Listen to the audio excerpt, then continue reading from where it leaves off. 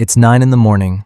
You have a dentist appointment at 2 p.m. 5 full hours of open time stretch in front of you, and somehow, none of it feels usable. You open your laptop, you close it, you make coffee you don't drink. You scroll, not because it's enjoyable, but because your brain has quietly decided that today is already spoken for. You're not tired. You're not even anxious, exactly.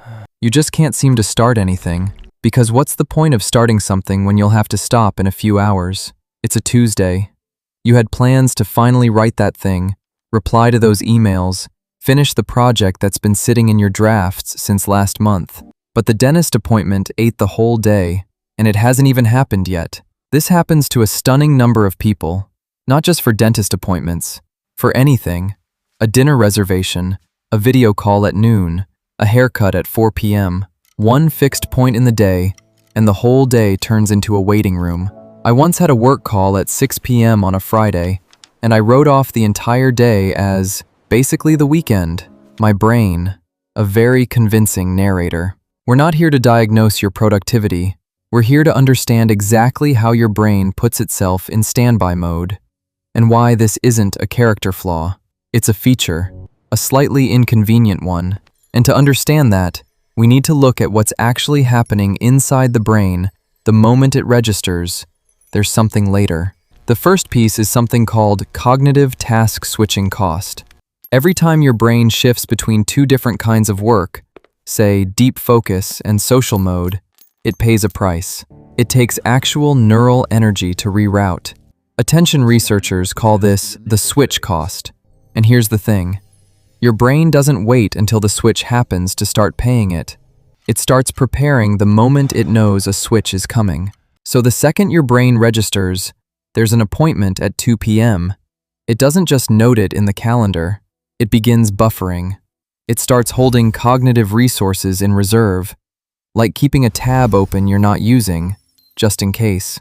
The second piece is what psychologists call the open loop effect. Your brain treats unfinished or upcoming events like open files. It keeps returning to them, checking, rechecking. Is it time yet? Should I be getting ready? What if I get absorbed in something and lose track of time? This low-level monitoring runs in the background, quietly draining the working memory you'd otherwise use for actual tasks. And the third piece is loss aversion applied to time.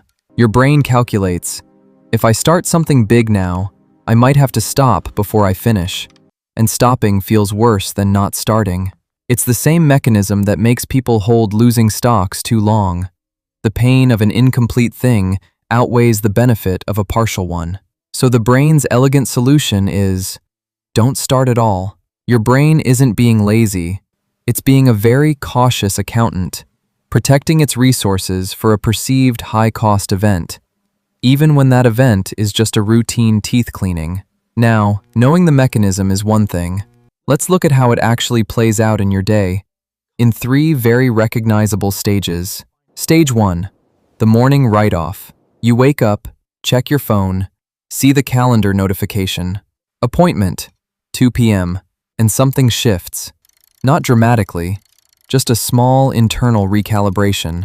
The day gets mentally divided into 2 zones. Before the appointment and after. And the before zone, instead of feeling like free time, starts to feel like a tunnel.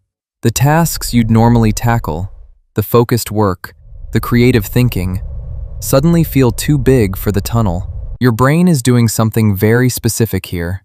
It's estimating whether a task will fit inside the available window, and it's systematically underestimating how much actually fits, because it's factoring in travel time, prep time, recovery time, and a generous buffer of, what if something runs long?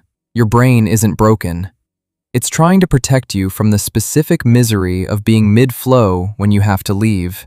It's just doing the math badly. Stage 2, the time distortion. Here's where it gets interesting. People in wait mode experience a strange compression of time. 3 hours feels like 45 minutes. An hour feels like it's already almost over. Psychologists call this temporal foreshortening, when an upcoming event acts like a gravitational field pulling perceived time toward it. You glance at the clock. It's 10:15. Okay, that's actually not bad, you think. Then you glance again. It's 11:40, and your brain immediately starts the departure math. Appointment is at 2, need to leave by 1:30, should eat before I go, better start getting ready by 1:15.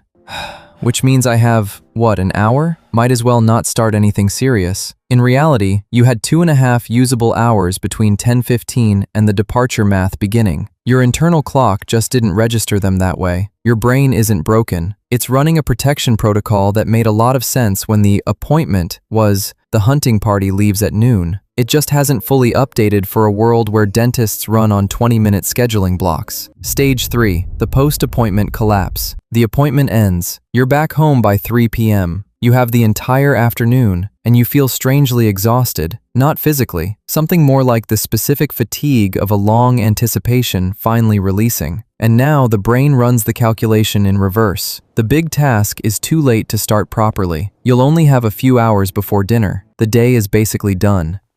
Best to just decompress, answer some easy emails, watch something. What happened is that the open loop your brain kept running all day, the background monitoring, the checking, the buffering, finally closed. And it turns out it was using a surprising amount of energy. The tiredness isn't laziness. It's the cost of a day spent in low-grade standby mode. Your brain isn't broken. It ran a full background process for 6 hours and then shut it down. You're not tired from doing nothing. You're tired from doing nothing while your brain worked overtime in the background. So what do you actually do with this? One thing, not a productivity system, just one small move that works with the mechanism instead of against it. Here's the one micro action. Name the window, not the day. When your brain says, the day is already spoken for, it's reacting to the appointment as a day-level event. The reframe is to treat it as a timestamp, not a vibe. Before you do anything else, open a notes app, your phone, a sticky note, whatever you have, and write exactly this. Available window, 9 a.m. to 12:30 p.m. Not, I have some time before the appointment. Not a vague sense of morning, a named window with edges. The reason this works goes back to block 2. Your brain's open loop keeps asking, is it time yet? Because it doesn't have a clear answer. Give it the answer. Here's the window. Here's when it closes. Now stop monitoring. Then, and this is optional, try it or don't, pick one task that fits inside that window. Not the most important task, the one that has the clearest ending. Finished draft, sent email, read thing. Something your brain can close as a loop before the departure math begins. You're not hacking productivity. You're giving your brain's accounting system better data to work with. It will still run the calculation. You're just changing the inputs. You didn't lose that day to laziness. You lost it to a brain that was trying, in its own overcautious way, to take care of you. The same mechanism that makes you buffer and protect and wait. It's the same one that helps you prepare, anticipate, and not walk into important things completely cold. It's not a flaw in your operating system. It's an old setting that just needs a small update. You're not someone who wastes time. You're someone whose brain takes what comes next very seriously, sometimes a little too seriously. And here's the question to carry with you. What would you have started this week if your brain had trusted you to stop in time?